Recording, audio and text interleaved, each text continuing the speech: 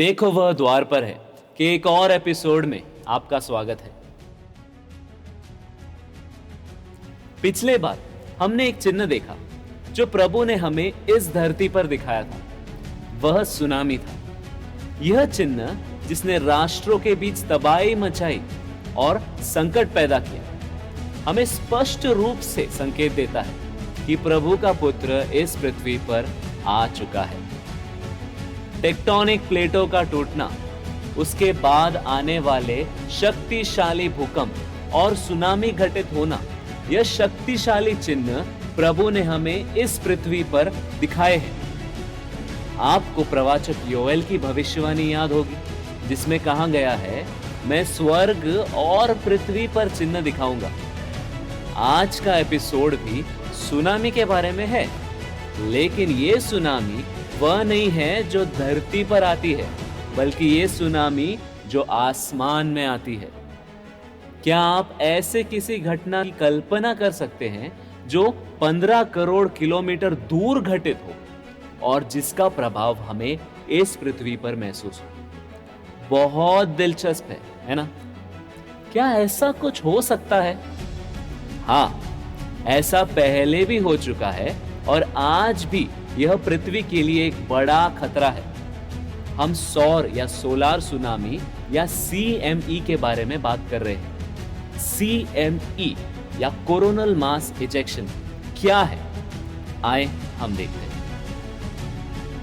Coronal mass ejection या CME सूर्य के corona से प्लाज्मा और चुंबकीय क्षेत्र का एक बड़ा निष्कासन है। CME 3000 किलोमीटर पर सेकंड जितनी तेज गति से सूर्य से बाहर की ओर यात्रा कर सकते हैं। इस निष्कासन में जो प्लाज्मा निकलता है उसमें ज़्यादातर इलेक्ट्रॉन, प्रोटॉन, अल्फा कण और भारी मात्रा में आयन और कार्बन, नाइट्रोजन, ऑक्सीजन, सल्फर और आयरन जैसे तत्वों के परमाणु नाभिक होते हैं। अंतर्ग्रहीय अंतरिक्ष में प्रवेश करने वाले CME पृथ्वी के मैग्नेटोस्फीयर तक पहुंचने और उससे टकराने में सक्षम है, जहां वे भूचुंबकीय तूफान का कारण बन सकते हैं। जबकि ये सौर तूफान सुंदर ऑरोरा का कारण बनते हैं, जिन्हें आमतौर पर उत्तरी और दक्षिणी रोशनी भी कहा जाता है, ये पृथ्वी पर गंभीर प्रभाव भी डाल सकते हैं। गंभीर प्रभावों में से एक है पृथ्वी की परिक्रमा करने वाले उपग्रहों की क्षति। फरवरी 2022 में SpaceX द्वारा विकसित 40 स्टारलिंक उपग्रह कम पृथ्वी की कक्षा में लॉन्च होने के तुरंत बाद नष्ट हो गए। 1997 में AT&T का संचार उपग्रह टेलीस्टार 401 भी एक भूचुंबकीय तूफान के कारण निष्क्रिय हो गया था। एक अधिक गंभीर प्रभाव जो CME का पृथ्वी पर हो सकता है वह है पावर ग्रिड पर इसका प्रभाव, जो बिजली लाइनों में उच्च धाराओं को प्रेरित करता है, जिससे ट्रांसफार्मर और पावर स्टेशन विफल हो जाते हैं। ऐसी ही एक घटना 1989 में घटी जिसने कनाडा के क्यूबेक शहर को प्रभावित किया और उसकी बिजली पारेषण प्रणाली को ठप कर दिया। उपग्रह और रेडियो संचार में भी बड़े पैमाने पर रुकावटें आई जो दुनिया भर में महसूस की गई। हालांकि पृथ्वी पर CME का प्रभाव पहली बार 1859 में खोजा गया था और इसे कैरिंगटन इवेंट के रूप में जाना जाता है। उस समय दुनिया भर में टेलीग्राफ प्रणालियां खराब हो गई। कुछ ऑपरेटरों को बिजली के झटके लगे और टेलीग्राफ पत्रों में आग लग गई।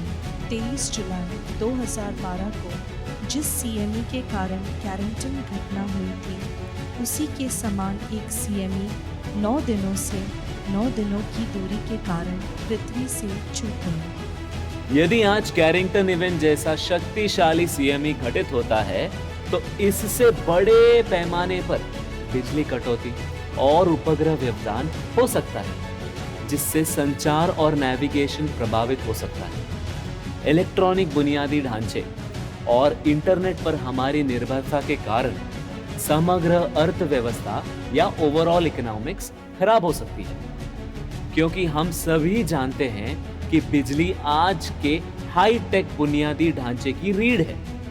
स्वास्थ्य सेवा, लॉजिस्टिक्स, वित्त, ऊर्जा, मीडिया और विनिर्माण सहित हर उद्योग प्रभावित होगा और आम आदमी का दैनिक जीवन रुक जाएगा। सीएमई का चिन्ह किसी बहुत प्रभावशाली और महत्वपूर्ण बात का चिन्ह है। पत्रस का दूसरा पत्र अध्याय 3 वचन 12 कहता है, आप प्रभु के उस आगामी दिवस की प्रतीक्षा करें और उसे शीघ्र लाने के प्रयास करें। आकाश जलकर विलीन हो जाएगा और मूल तत्व ताप के कारण पिघल जाएंगे।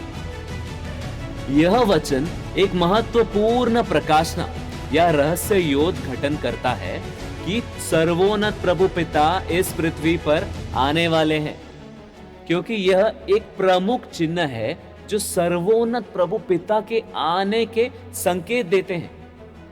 तो निश्चित रूप से प्रभु का पुत्र आए होंगे, है ना?